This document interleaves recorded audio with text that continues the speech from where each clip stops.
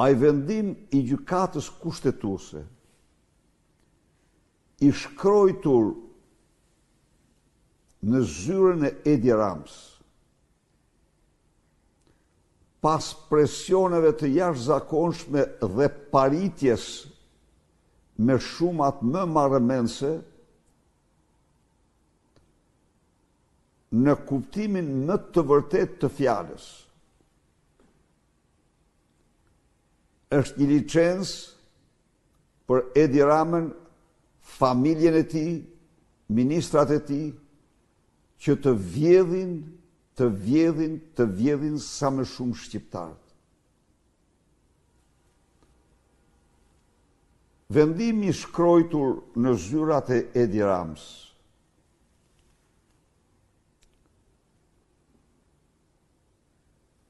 te i kalon mbi kalon të gjithë sistemi gjyqësor shqiptar, i cili ka tagrin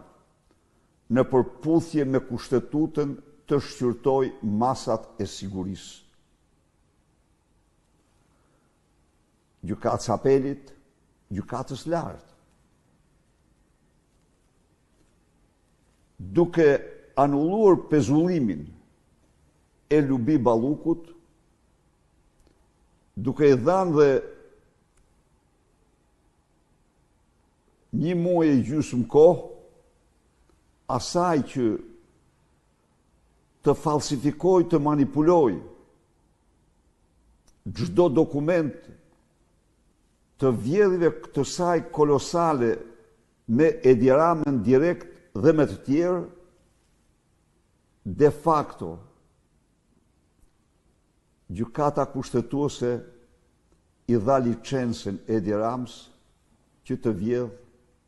pa siklet, të vjedh sa të dojë. Gjykata kushtetuese nuk mund të hiqte kurrë masën e pezullimit pa u shqyrtuar ajo në shkallët e tjera të sistemit gjyqësor. Kjo gjykatë u kthye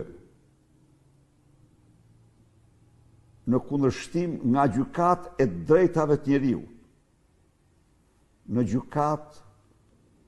që autorizon